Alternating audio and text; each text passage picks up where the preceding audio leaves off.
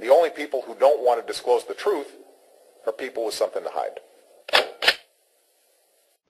Without further ado, again, we're talking about back-to-back favorites. Moments ago, we just spoke with Robert Spencer from Jihad Watch. Please say good morning. Welcome back. Jerry Corsi, one of our true favorites. Mr. Corsi, good morning. Welcome back to the radio show. Peter, great to be back with you. Thank you. I want to tell you something that's happened, and I want to get your take on it. And then we're going to talk about the Obama attorney now being the new FCC watchdog. What's your take on Bill O'Reilly? Well, I've always considered Bill O'Reilly to be not a conservative, not a true conservative, but a moderate. And in many ways, if you look at Bill O'Reilly's past broadcasting and history, he was much more of an investigative reporter when he was young. I'll give you an example I was very aware of.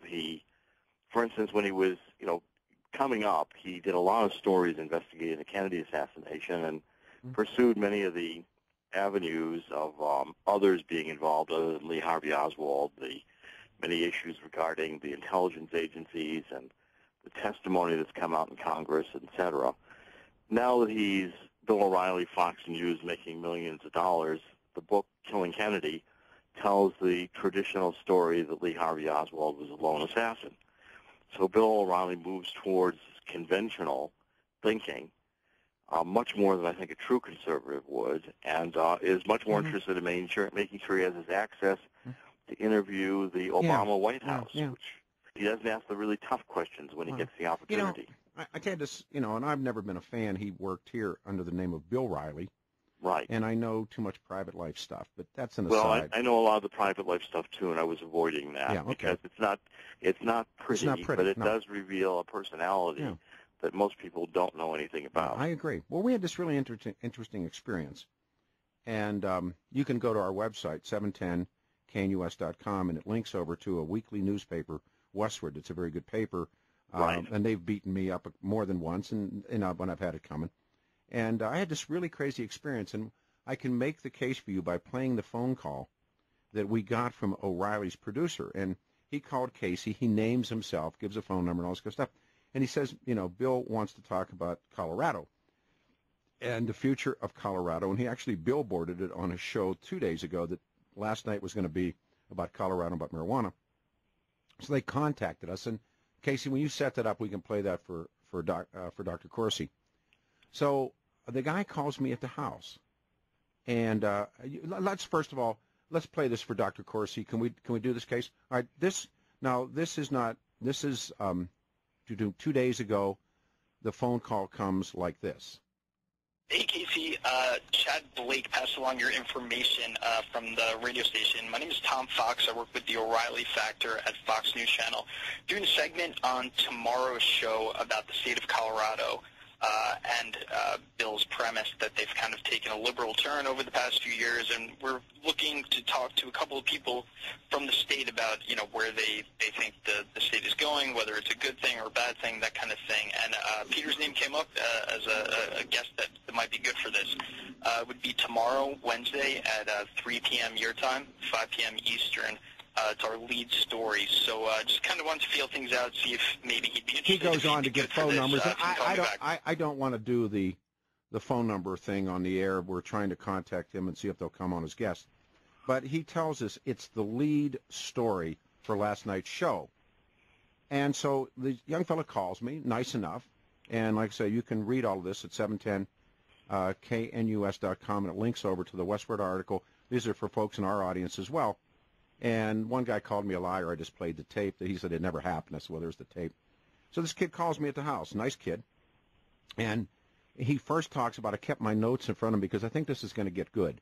And he talked about Jessica's Law, and they write about that, and O'Reilly wants Jessica's Law. And then he brings up, and he talks about Colorado's future. And I went over about all the recalls we've been involved with getting rid of John Morris and Angie Harone, and we made this other all state senator tap out, Evie Hudak, and just all these different things about what happened in the election and how Bloomberg funds everything that was happening here, and the traditional truth. And then he brings up marijuana.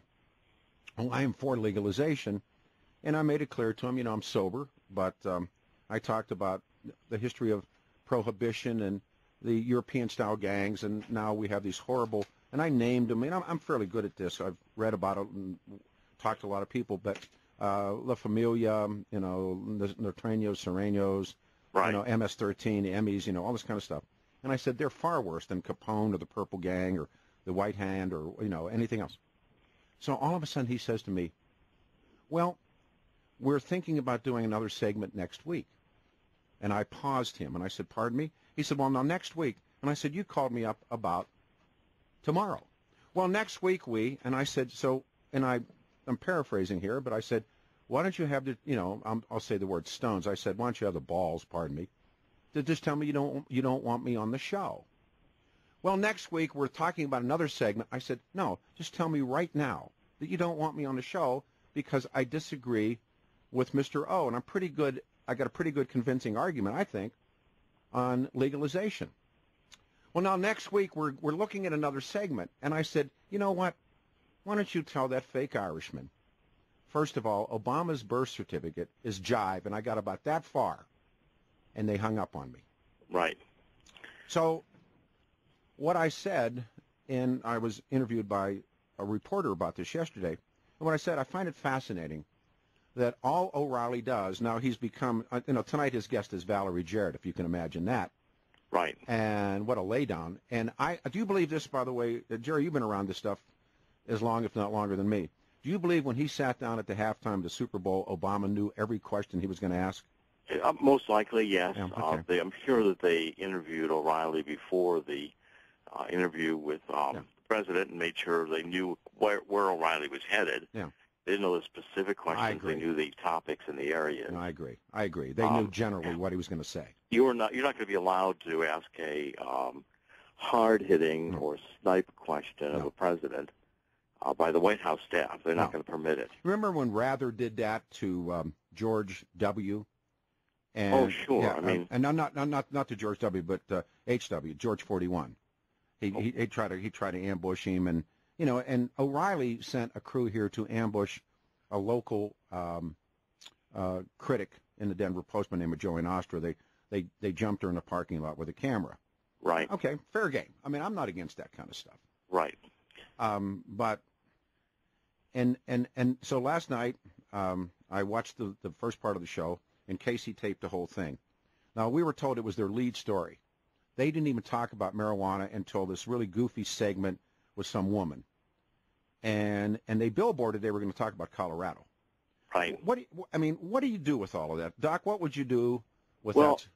Well, you've got to realize, increasingly even Fox News is more to the center. One of the agendas of the Obama administration is to pound Fox News regularly whenever it's critical of the president or whenever it articulates a true conservative position. Because take a look at the recent effort by the FCC to do this study on, media.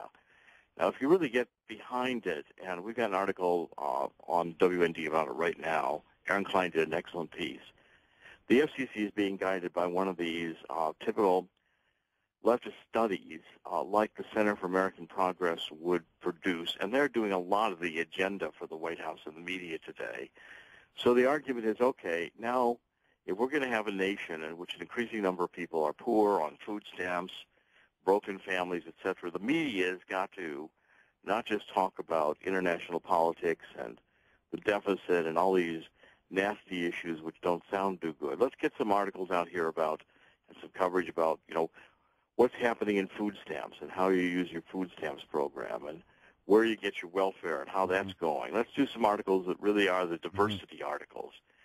Now, that gets pounded enough by the bureaucrats who are in charge of the agenda, and it filters down into the media that if the media doesn't begin covering these subjects, the media is not going to be favored with licensing and other issues that the government's in control of. That's access. And then the left has developed a tactic very effectively of going to, they do two things. One, we just exposed it as well. They have now all these Obots, the Obamas, all the bloggers who are trolls. Everybody's on these websites posting things.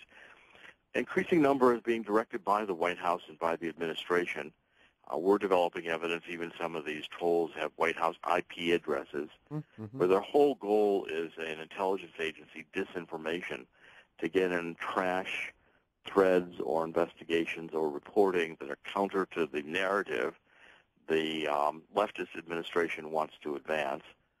And so, we're headed into a more socialist mentality in terms of income inequality does not just mean that, the Obama administration is worried about people making less money. It means that we've got to lower the nature of media. We've got to lower the nature of public focus, public policy to serve the needs of this increasingly poor and uneducated population. If the stories aren't at that level, if that's not diversity, what percentage of your broadcasting was Latino? What percentage of your broadcasting was African American? Does that reflect the community? Does it reflect their interests? That's the new fairness standard. And the administration, and Bill O'Reilly reflects this, because Bill O'Reilly is very attuned to one thing, I believe, and that's maintaining Bill O'Reilly's income. Well, and he's not going to be the star on Fox or draw an audience unless he has this center of the road kind of approach where he says, the spin stops here. Yeah. Well, all along, it's a particular spin of his own kind. No, I agree. I mean, like I said, the private life stuff. I know all of that stuff. I do too. I know more of the true O'Reilly than I really want to go into on the radio because some of it is not very pretty. No, it's not. And the only people who don't want to disclose the truth are people with something to hide.